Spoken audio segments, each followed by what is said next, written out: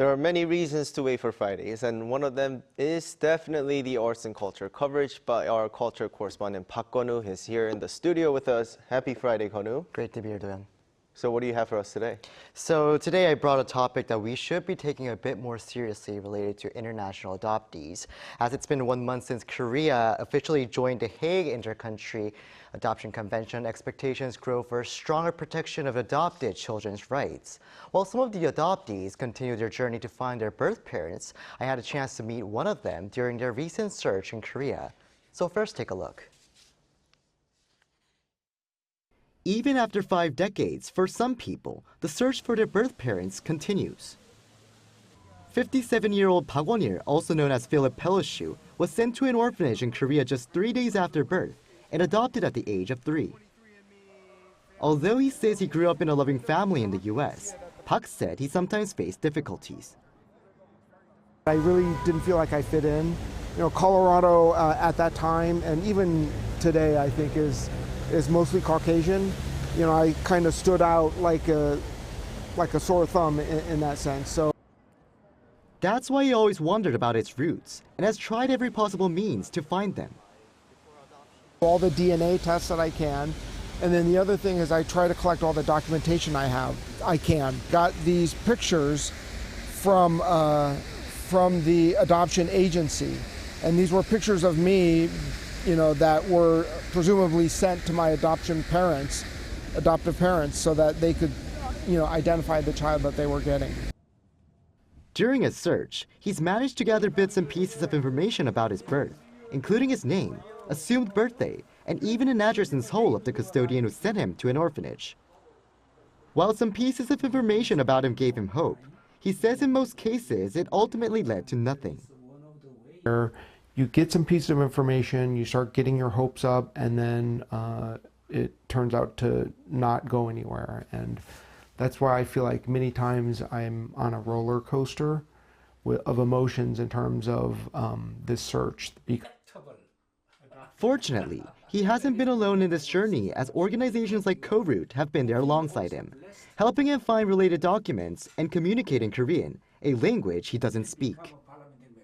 Ko-Root has also been working hard for decades to raise awareness and advocate for better laws protecting adoptees' rights, saying there's still much more that needs to be done. Normally, when you visit a local office or access the internet, you can easily get a family relations certificate without anyone's permission. But that's not the case for them, as their information is often incomplete. That needs to be restored so that they can find them with just a single click. As the government also announced last month that Korea has become a contracting party to the Hague Inter-Country Adoption Convention, following an official apology for those who have suffered, more governmental support could follow. That comes as there are known to be around 170,000 people adopted abroad since the Korean War. But alongside these measures, Park says he wants to focus on continuing his search as he is getting older, as well as his biological parents. His final words, if he finally gets to meet them, were these.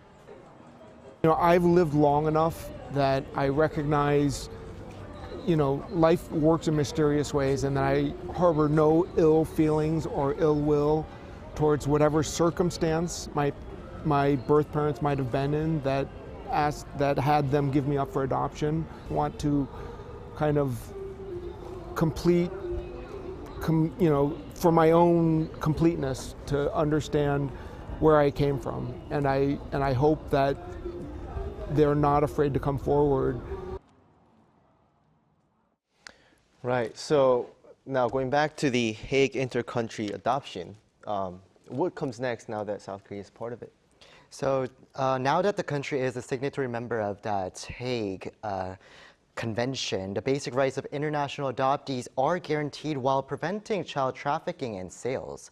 From now on, international adoption will only be permitted after government review and only when a suitable family cannot be found domestically.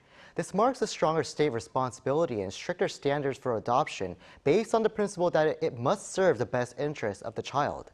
That's significant, as reportedly more than 100 Korean children are adopted abroad each year on average.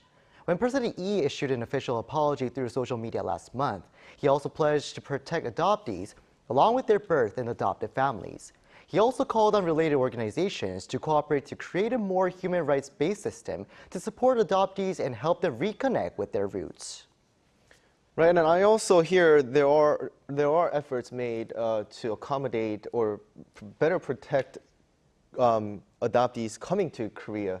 That's right. So, thanks to the Hague Convention as well, a new type of visa for adoption purposes were actually issued and newly introduced last month by Korea's Ministry of Justice, allowing international adoptees a more stable stay in the country.